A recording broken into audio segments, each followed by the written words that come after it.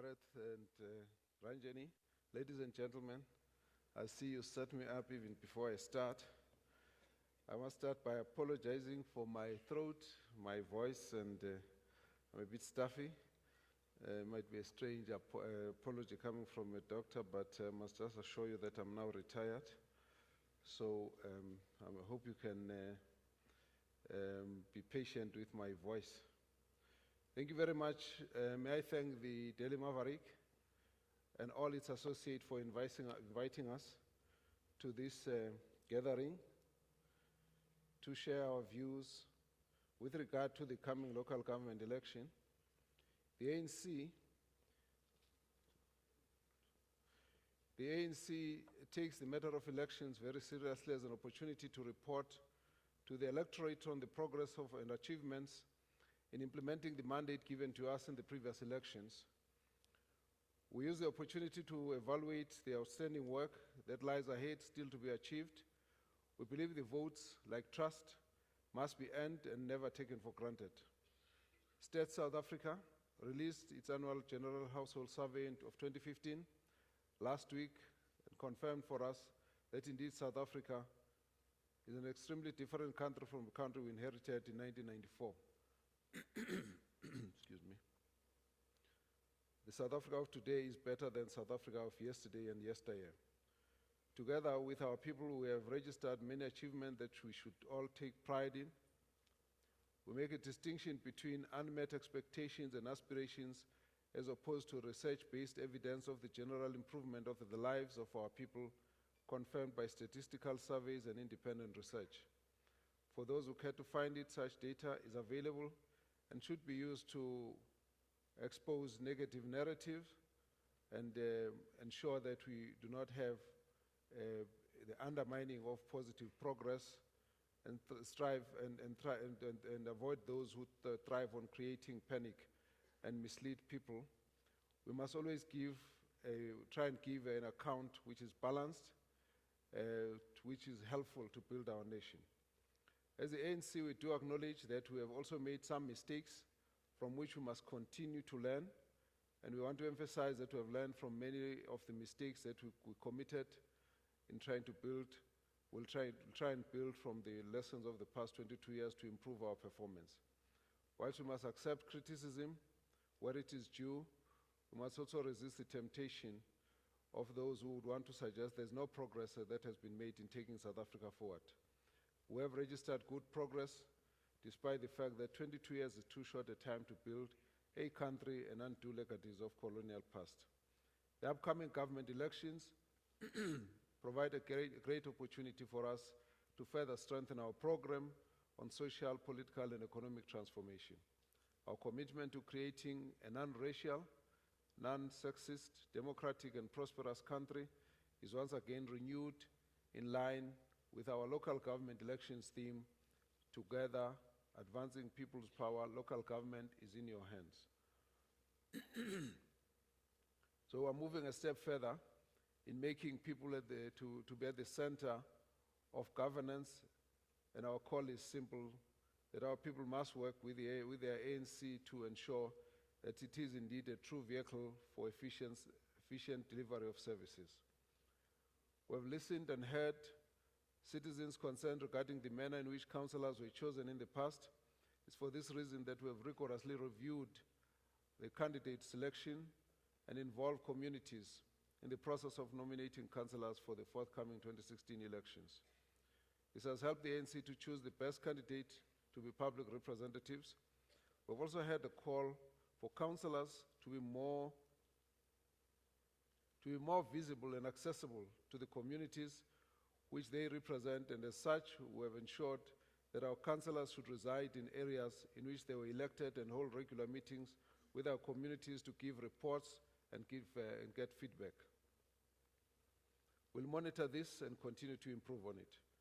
In cases where the ANC councillor did not perform well, we encourage active citizen participation by calling on all the citizens to hold those representatives accountable and report any complaints and concerns. We have acted on these concerns by replacing some councillors and strengthening others. Councillors will also be required to sign performance and accountability agreements. State South Africa survey confirms the progress in the delivery of various services such as water, electricity, amongst others, delivered by municipalities. Poor policies of the ANC which protect the poor and the vulnerable communities. Whilst municipalities will cooperate with the national and provincial governments, we have created a program of what we call Back to Basics, which has been adopted to create efficiency in local government. In this program, which started after the last election, the councillors are directed to focus to get the basics right, such as maintenance of clean environment, cutting grass on edges of the streets, fixing potholes, ensuring street lights are working, punctuality of meetings, reduction of bureaucracy, speedy issuance of permits and zoning approvals, etc. Those basics are important to ensure we've got working municipalities. We also place emphasis on the creation of the requisite skills to ensure that the managers appointed have appropriate managerial, financial, technical, and engineering and other skills. We'll bring additional engineering project management, planning, and financial management skills from other tiers of government to support municipalities, especially those which are ailing and are poor. ANC will also build capacity to undertake long-term planning as well as monitoring evaluation in municipalities. This will include early warning mechanism to identify areas where challenges may arise. The ANC will also focus on mobilizing communities to fight crime and drug abuse, encouraging rehabilitation of offenders and creation of safer neighborhoods. This will include the creation of partnership to enhance the role of civil society, religious and traditional communities in building social cohesion and active citizenry. So in services, in electricity, the percentage of household connected has increased to 86%. This amount to about 13 million households, according to the state's SA General Household Survey. Over 2 million of these are indigent households which are receiving free electricity from municipalities, and we want to build on that. Water and sanitation, by 2014, the percentage of household with access to piped water has increased to almost 90%. This includes communal taps and piped water in the dwellings. Around 5 million of the indigent poor households have received free basic water from municipalities. To further expand access to water in the next 5 years, we'll increase the capacity of existing dams and build new dams and improve water treatment infrastructure, and this becomes more urgent now with the drought that we've gone through. Construction of such infrastructure improves supply of water to neighboring communities and generate economic opportunities such as mining, industrial development, agriculture, and other sectors. To date, the ANC government has increased access to basic sanitation services to 79%. In the next 5 years, we will roll out this sanitation further into informal settlements, and proper sanitation means dignity for our people, and its provision is a major factor in the prevention of communicable diseases and the reduction of child mortality. On education, more than 9 million children who come from poor households do not pay school fees and benefit from school feeding schemes. This has had significant impact in reducing school dropout. We've also offered more opportunities for young people in higher education, student loans now being converted into bursaries for qualifying final year students, and also a number of students benefiting from the NSFAS, and the latest investment has gone up beyond 9 billion per annum, and of course this has increased the students from the disadvantaged communities to almost 800,000, and this has been a huge increase, which is really higher than anything that has happened in the past. We also want to ensure that there's improvement of learning and teaching. We'll work with parents, teachers, students, and relevant stakeholders to improve the quality of learning and teaching.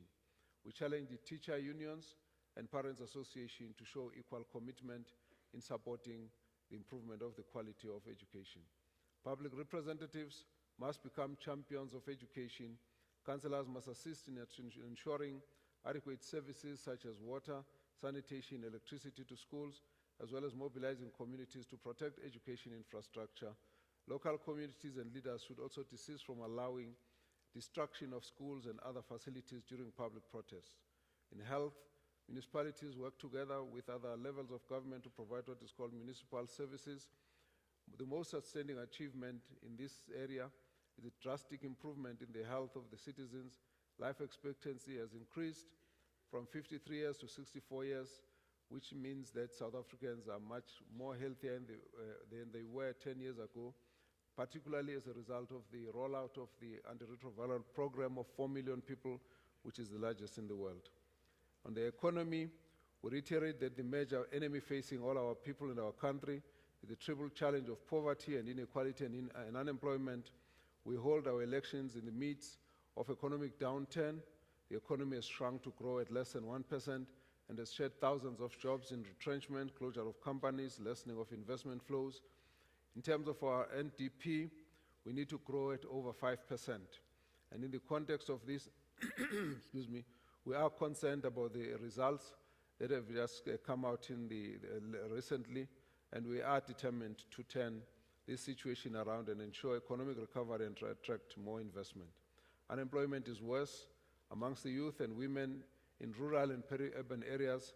This is the impact of apartheid spatial planning. Rural poverty and urban migration means extreme squalor exists a stone throw away from suburban opulence. So, for example, if you look at Khayelitsha, which is in the doorsteps of Cape Town, it was established as an apartheid dumping ground in the mid-80s as part of the Group Areas Act.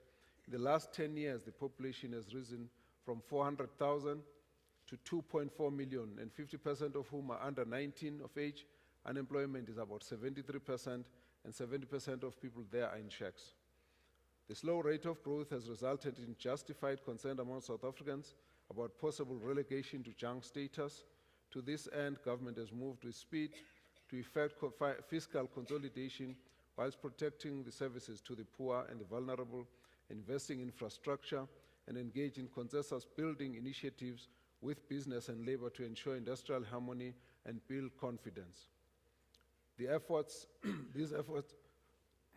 excuse me, these efforts have been recognized by the IMF and the rating agencies, and all of us have been relieved to see that Moody's, Standard & Poor's, and Fitch, all of them did not downgrade our status, which is an acknowledgement of the optimistic view on the resilience of our economy and the leadership demonstrated by government and its partners. The ANC has concrete plans to respond to the slow growth and create jobs, and our municipalities, guided by the NDP, will place the creation of jobs and sustainable livelihood at the center of local economic programs. At national level, the 9-point plan is being implemented by the ANC government to boost growth and job creation in various sectors such as the ocean economy, agriculture, mining, energy, information technology, industrial manufacturing, water and sanitation, tourism, and so on. It is also quite important to note that there has been changes and improvements. All of us no longer remember there was such a time when we had load shedding, and of course we're seeing the improvement on the energy side with the whole coming to stream of various new power generation plant and the very successful renewable energy program, which is solar and wind. And there's also the expanded public works program have registered huge successes. We understand that those are temporary jobs, but they do add an impact in fighting poverty. On local economic development, we want to ensure that municipalities incorporate science, technology in their programs as catalysts for local economic development. We'll also encourage our municipalities to support township and village economies, including access to microfinance for SMMEs and cooperatives. Municipalities must also buy goods and services from local businesses with a bias to youth and women enterprises. ANC also encourage municipalities to promote small business sector, protect informal traders, build rural economies, and create environment to promote border industries and support the creation of black industrialists, emphasizing the cooperation between industries and vocational training to ensure that there's skills development. Wrap up. 1 minute? Yes. Oh, thank you. Thank you. Then, of course, we want to emphasize our concern on the issues of corruption that we want our councillors to work very hard on dealing with the issue of corruption. There's also quite a lot of focus on ensuring clean and good governance. We've been looking at the Auditor General reports that have come recently. There's a lot of good news that is coming out. I was looking at the interesting article by Mark Schussler, which is talking about, he calls it, ignore the good news at your peril. I think we need to be able to focus on a lot of those successful stories that are reported there. We do have concerns about the issues of protests. I think the sources thereof are various. We can talk about them, I'm sure, when we deal with the questions and answers. But at the end of the day, we would like to focus on ensuring that we restore the trust of our communities to the local representatives and the councillors that are elected, ensuring that they focus on service to the communities and that they focus on humility, focusing on ensuring that the communities, they stay in touch with the communities so that we do not have frustration as a result of lack of communication, part of which has been the reason why there is a lot of protest, despite the fact that the service delivery record, such as the place in Gauteng, is actually good. With those words, ladies and gentlemen, we look forward to a conversation with you. Thank you. Dr. Mkhize, have a seat. Thank you very much. Sorry that you've got a bad voice. I know what it's like to talk with a bad voice on the radio. I mean, we have, what, I don't know, 100 questions we prepared. We whittled them down. I would like to start. You talk about restoring trust in communities. You talk about local councillors. You talk about how local councillors that work for the ANC, that belong to the ANC, must live in their communities. And you've said that as the ANC for quite a long time now, I would say probably 6 or 7 years. And yet, we know that that doesn't happen now. We know from what we could see in Vumani and Mamumulele, in places like that, in Vuwani, we can see that this doesn't happen. We can see from service delivery protests that happen time and time again, often in the same place, that ANC councillors seem completely removed from their communities. At the same time, the list of people that you have put forward as candidates for these elections, 60% of your councillors you wish to retain. Why would we expect a different result if we try with the same people? I think it's, we're trying to balance issues. Retention is about avoiding a whole-scale removal of experienced councillors so that you retain some skills. You need renewal so that there's fresh energy that comes in. But I think it's also important to say that we have to emphasize the issue of councillors living in their own areas. It is not like all councillors have left their areas. It's just that we have to keep emphasizing it so that we discourage those who get tempted to move into suburbs and make sure that people understand that that's the expectation from the communities. There are different reasons for protests. You talk about Vuwani, that is an issue of a demarcation board. And if you know, you remember Bantatiele, you remember Bushbuck Ridge, you remember Merafong, all these areas, people react quite negatively sometimes to demarcation, and it's not something you can do anything about because demarcation board takes its own independent decisions and has got its own processes. So you have to only come in afterwards to deal with the fallout, and so that's what happened there. In other areas, we're dealing with different situations. I think the large number of protests, we need to understand there's a lot of poverty, the economy is not doing well, so you will find that level of dissatisfaction goes up as a result of that. But Dr. Mkhize, with all the places that you cited, I think the common thread there, although there are all various reasons for the protest, the common thread is people seem to think that the ANC is not listening, that they have to burn things down to get attention. That's really worrying. No, in all the areas of demarcation, it's not the ANC that is responsible. But what happens is that when the decisions have been taken, there has to be a ruling one way or another. With demarcations, people will be unhappy if you go one side, but if you can't please everyone at the same time. So that's the kind of thing that you'll get. Those who are unhappy will say that you didn't listen to us. Okay, so that's the issue with demarcation. If you think about service delivery protests, many of the protests around the country are about the performance of councillors and the fact that councillors don't listen. Now, there are those instances where they've got a problem because the councillors don't respond. In some instances, there's a lot of internal contestation.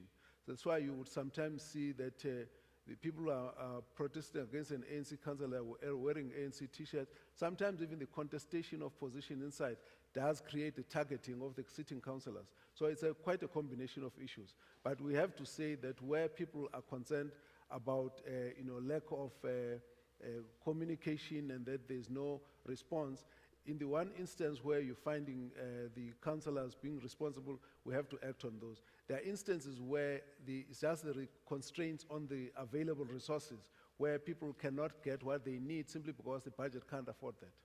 But it seems like the ANC has no early warning system that this is going to happen. It seems like the first that Luthuli House hears about these protests are when they listen to a traffic bulletin on the radio in the morning.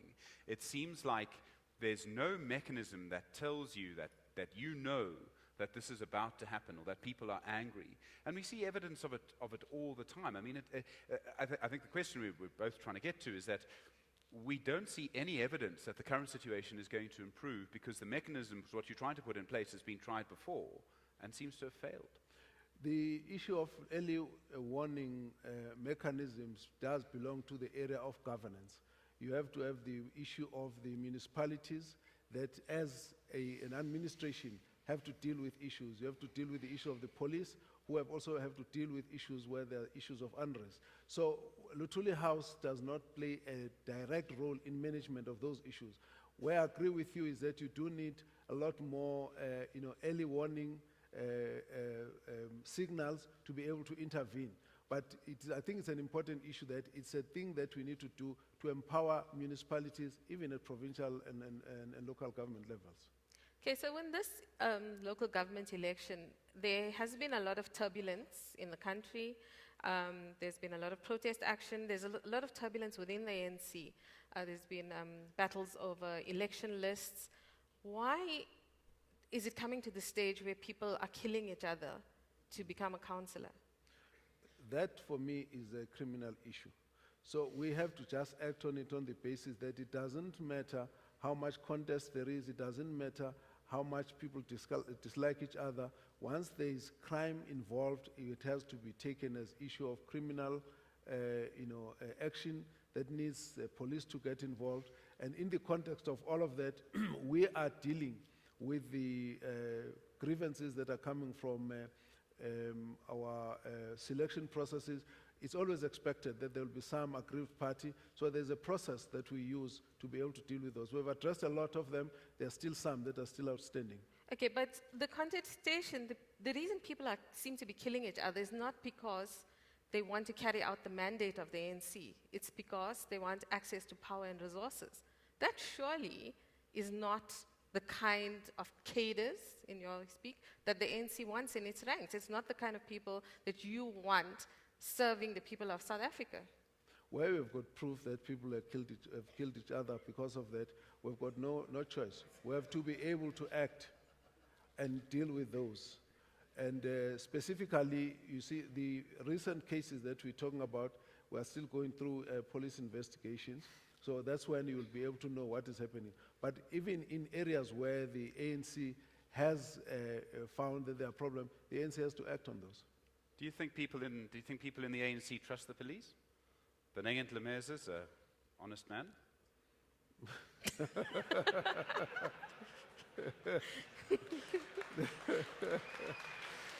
I'm sorry, you opened the door. I mean, they're the ones who have to investigate this. It comes down to trust in the police. Now, let me just say that I think police must be left to do their work. And that's all I can say. The issue of comments that have been, I think recently it was a Communist Party. We don't have details of those, but we believe that if they've got concerns, they need to be taken up with the relevant departments, because if you've got concerns about the police, you must actually act and take them through the police investigation services. But Dr. Mkhize, it's not, you don't act at the stage where somebody has already died. You act at the stage where there is so much tension and contestation in your structures. That's where you step in, surely, Yes. because that tensions then affect or impact on the ability to deliver eventually when those people are elected into councils. No, that is correct. But you see, you are dealing with actions that you find in different parts of the country. So you will act on the one area. If something crops, it's not the lack of action of the ANC on that. It's just that if they are happening in different parts, then if we didn't know it was going to be happening, it becomes difficult to preempt it. But we still have to pursue it and act on it on the basis of we cannot accept criminality as part of a normal democratic contestation. So in this election, you are in an election campaign, but you're also battling negative perceptions about the leadership of the ANC, more than usual. You've had several scandals hanging over the ANC. It must worry you that, you know, when you are trying to put out positive messages, this good story to tell that you are trying to tell us, you're always competing with yourselves because there are always negative things happening in the ANC. I'll give you an example. Right here today, while we're talking to you about the ANC manifesto, what the issue, or the event that's competing with us is the spy tapes case in the High Court. So it splits people's attention. Surely the ANC should be able to manage these negative perceptions or get rid of whatever it is that's causing this negativity around the ANC.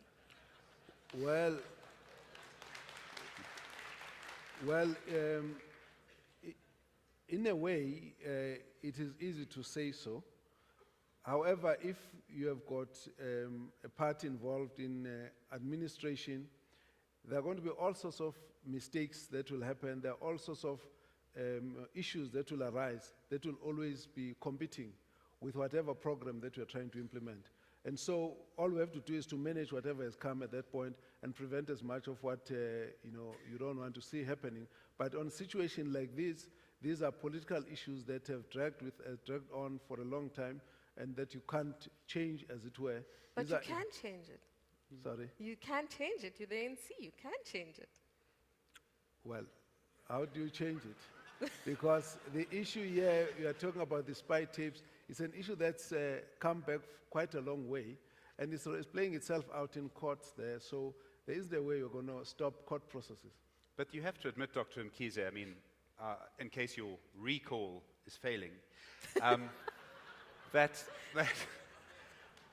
there's a certain consistency. I mean, it's not just the spy tapes that goes back 8-9 years. Which the ANC knew, by the way, when it first took the decision at Polokwane. I mean, that was that was very well known what happened in the Sheikh trial. It's also in Kandla. The knowledge we have now around the Gupta family is public knowledge. I mean, there's a certain trend. Surely you would have to accept that there's a certain trend. Kasatu called it never-ending scandals. Was Kasatu wrong to use that phrase? Well, if you refer to what is there are a number of issues which are really seriously challenging. The issue of Nkandla, I think we've learned a lot of lessons from it. There were a number of mistakes in that program, and we need to be able to correct all of that, because if we don't deal with it, there's obviously going to be a similar situation in the future. The issue of supervision, the issue of price hiking, the issue of a policy that has not put a budget limit, all of those issues are very serious. But also, when we have to deal with it in the context of what we have learned, I think it's been a very difficult one, and we have to accept that. But it's something that we have to take lessons and move on. But there was also another issue along with these things about price escalation. There was a breach of the Constitution. That you haven't dealt with. No, the issue of the breach of the Constitution is about the ruling of the Constitutional Court. Yes. Now, the Constitutional Court ruling dealt with the issue of the powers of the public protector, which was an important issue, and ensured that there's no confusion about it, arising from the fact that there was a Western Cape judgment that had a different view. And in the context thereof, they also raised the issue that where the president had acted inconsistently, it had been because of advice, and it was done in good faith, and that was on the ruling itself. And so those issues are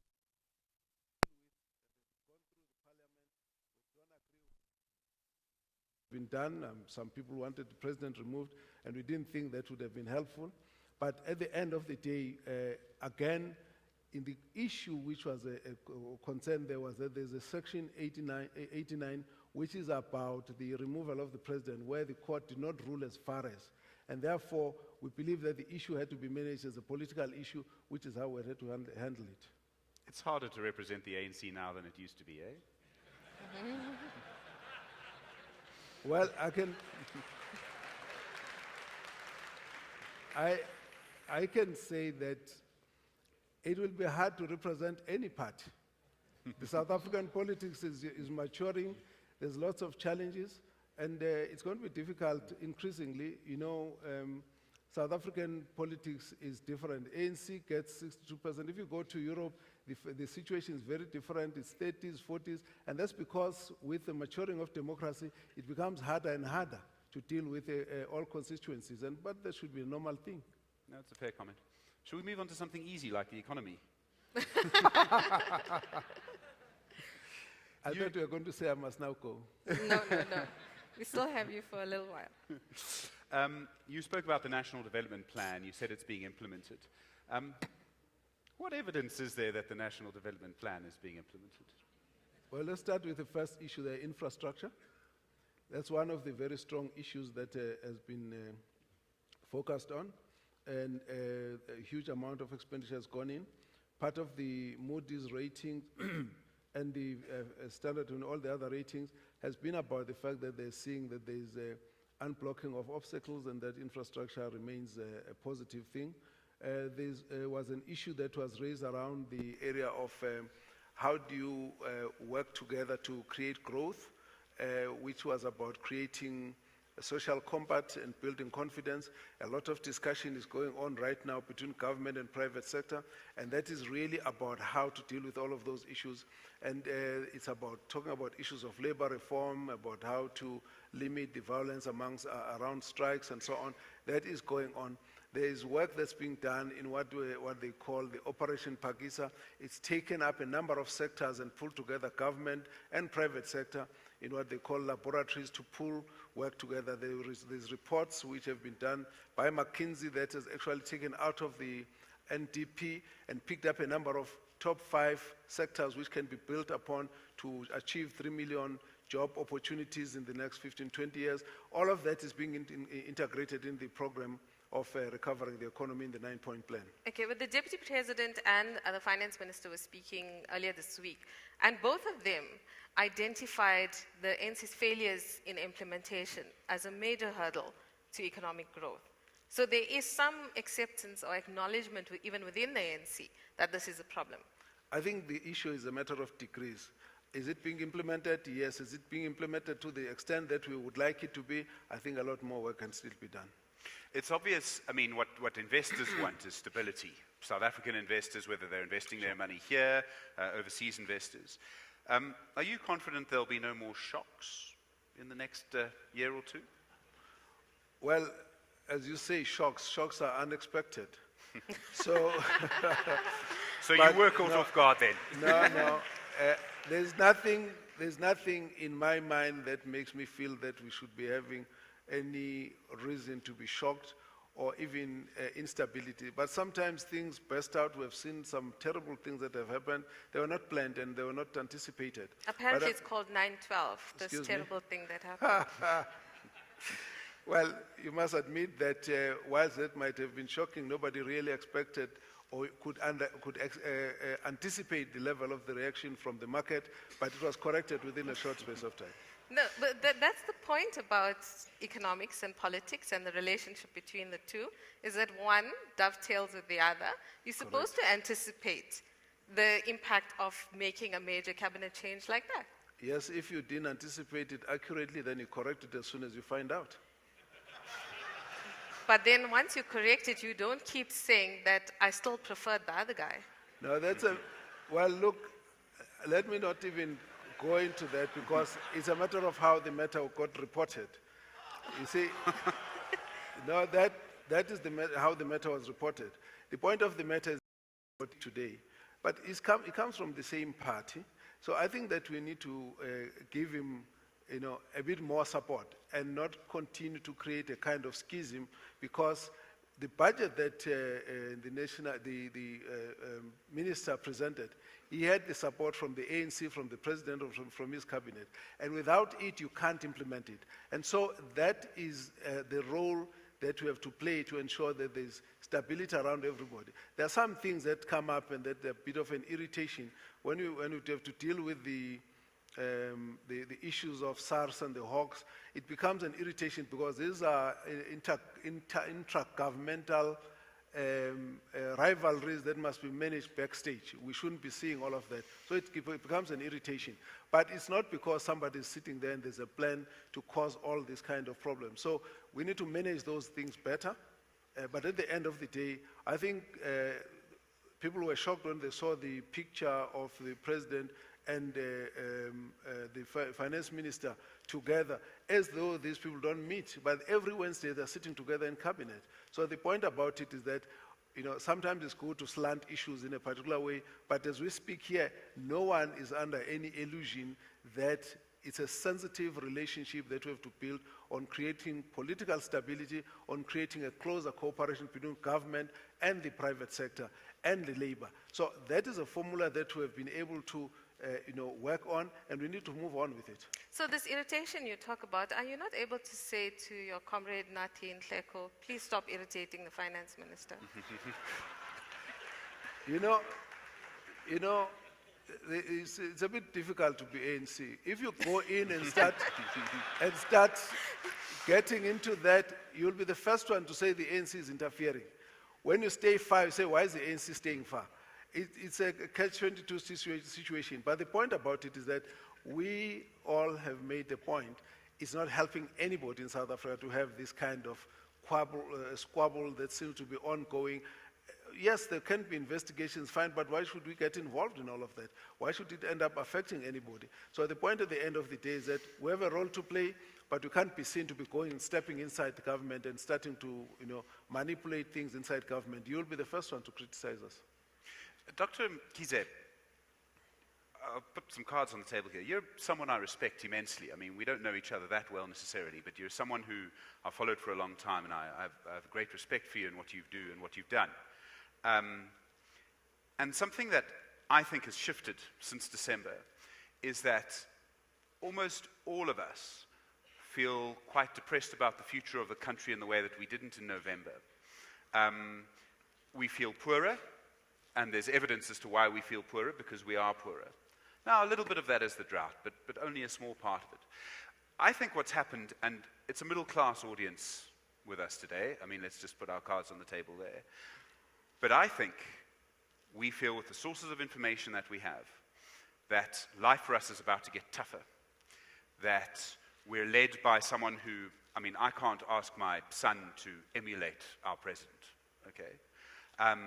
I feel that there's a crisis of leadership. There's really very few people who I can look to and think, that person is going to help make this country better. Why are you optimistic about the future of the country? Well, I think let's start with the fact that the reason why South Africans will feel unhappy, depressed, is because the economic situation is not good. The growth that we are going through, none of us anticipated we'll ever get to. But if you look at the 1 or less than 1% growth, it visited Europe for quite a while. So this is something that will happen in different economies at different times. We're affected by a lot of other issues, commodity prices, the position of the trading of our neighbors, of our trading partners. There was a while for a few years, in the past 3 years, where in Europe you won't get more than 1%. It is something that will happen in different countries because of the cycles of the economy. So with that, we need to be able to say, of the things that we can solve, let's try and solve. Of the things that we cannot solve, we need to see how we can adjust. So in the case, for example, I mean, I always recall the case of Greece, where there were marches all over. They actually ended up with elections 3 times. Sometimes when this economy is like that, people think that that government or that particular prime minister or president is the problem. You know, a lot of issues need to be corrected, not just about the individual. It's got to be about what is it that we can do. And I think that South African business and government have not really worked very closely together. That affected a lot of confidence, and that needs to be built, and that's what we're busy with, and that is what I think will be very helpful to give the confidence, bring the confidence back.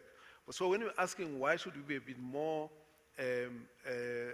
optimistic, most of the rating agencies have actually said, and economists globally, they felt that South Africa is probably at the bottom of the trough, and they think the prospect of recovery is much better. And therefore, we need to emphasize on the institutions that we've got, their resilience, all the issues of financial institutions, our judiciary, and all the issues of maintenance of law and order. All those issues are very, very important. And then we come back. Right now, there's a lot of discussion about how do we sort out the issues in mining. The issues of MPRDA that's outstanding, the once empowered, always empowered issues are on the table, are being discussed. The issues that caused this, the reduction in the growth in 2014, a prolonged strike in the platinum sector. You know, you have evidence now that over the past 2 years, there's not been a strike as long as that. And there's a discussion on the table, how can we ensure labor harmony and ensure that in the course of all of this, we can ensure there's early mediation and early arbitration so that there's a very limited period by which you can have an uncertainty during a strike period. So a lot of these issues for me are quite important. But at the end of the day, the resilience of the South African economy and its diversity is a very strong source of strength, because a lot of investors still look up to South Africa as a very important source or a very important destination for investment, particularly as you want to extend into the rest of the continent. And so with all of that, we still have a position which I think we need to hold together, and we need to be a little bit more positive about what we can do, especially selling South Africa in a more positive light as we go out. And this is happening better now with government and private sector working together. So even if we want to be positive, there are things that happened that dishearten people. I'll give you an example. So we hear about these allegations of state capture, and we hear that the ANC is taking this matter seriously. It wants to stop it happening. It's undertaking an investigation. It's asking people to bring evidence. And then suddenly it closes it down. It doesn't even get access, it doesn't try and access documents that would give them evidence of how this particular family is threatening national security. You close it down. Why did you do that? There was just a practical problem. We had a number of discussions with a number of the comrades that had raised various issues. And in the context of them discussing with us, they were not just raising this issue, they were raising a whole manner of issues, which meant it was a very general kind of discussion that we had. And we then asked them to say, look, if we have to deal with this, we need to then ask each and everyone to do it in writing so you can submit your own concerns on the matter. If that has not been forthcoming as the situation has been, then we said, okay, until we get people coming with stuff in writing, will not be able to move on with that investigation. That's what the issue is. In reality, the ANC takes the allegations seriously, but as far as we would be concerned, we would resist any form of trying to capture the ANC. And in this case, whether individuals involved, we have to follow those issues up and see what is it that we can do to deal with it. But there's the concern about capture, it involves a lot more than just the Guptas. You hear all sorts of people raising different issues. It's something that we need to always watch out and deal with as soon as we are able to have adequate information about. In the case of the process that the Secretary General had reported, if we did not get the written statements, it is not then possible to move on with it. But if people come with the statements later, then it's fine. Now you say we should have gone and collected information. They actually referred to the statements that they'd done to various authorities, like the ministers or the department and so on. But they were not just relating to one issue. There were a whole manner of issues which belong to state institutions. And some of them, as you have heard, they said that some of them were classified reports that had to be dealt with within those particular sectors. So there's no way we can go and collect documents from government. But we needed people to come forward and say, here's the information that we want to table. And because it didn't happen, we said, okay, let's move on with the elections. But if somebody comes together and says, okay, yeah, all of these statements, the ANC will have to act on it. I hear you on that, Dr. Mkhize, but it's what you are not a prosecutorial authority, so you can't. I don't think anybody expects you to make arrests or take action against these people. You need to be empowered to be able to say to the Guptas or to whoever else, stop interfering in state affairs. Stop interfering in NC processes, and you need to say to whoever in the state and the NC is enabling them to stop it based on the information you have. So did you not have sufficient information to do that? No, we've already spoken to them. Because but they don't listen. No, well, let me first deal with this. We've already spoken to them because there was a point when we wanted to know what is it that they are doing. And we then had to raise the issues of all this concern about, the waterkloof lending and all of those issues. You get whatever explanation that you've got. But the point as far as we're concerned is that those issues have been confronted. The issues that have not been dealt with are, we raise the issues of generically of people who claim that they did this and they did that. But if you are dealing with a situation where you're asking the question, it becomes he says, he says, she said, I said, and that becomes a problem. But what we're now moving on was a situation where we're saying we now have statements. We did not get the statements. And that's what we're really making a distinction. It's not like we've actually had a meeting where we called them and we asked them all about all of these issues. Okay, we've run out of time. I have one question I'm dying to ask you. Cool. In 2012, you were apparently the person who was able to negotiate with one Cyril Ramaphosa to draw him back into active politics. Do you still support him for whatever position he might be competing in next year? And I should have thought that you would come with those kinds of questions. One issue I'm not getting into is 2017 succession. Who do you support, who do you not support? We've got our leaders, we support our leaders. The processes are going on. At the right time, we'll go to conference. The ANC members will elect their leaders, and we will support whoever gets elected. But to pick and choose today, it's a very inappropriate answer to give you. So you won't tell us if there was a deal that you come here, you be on our ticket now, and in the next one we're going to support you. There was there's no such a discussion. No, I can't even respond to that. Okay. Internal discussions and informal discussions, private confidential discussions remain so. No, I'm only asking you this because we've heard stories about that he's now been dumped. There are other preferences, so we just thought we'd clarify the matter. No, the conference is coming. We'll talk about it at the right time. So let's leave it.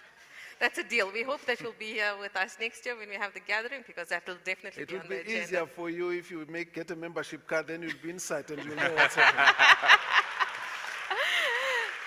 Dr. Zweli and Mkhize, I think you'll probably agree when I say this is a tough crowd. Thank you very much indeed. Thank you very much. I expected it, baby. We hand you back to John now.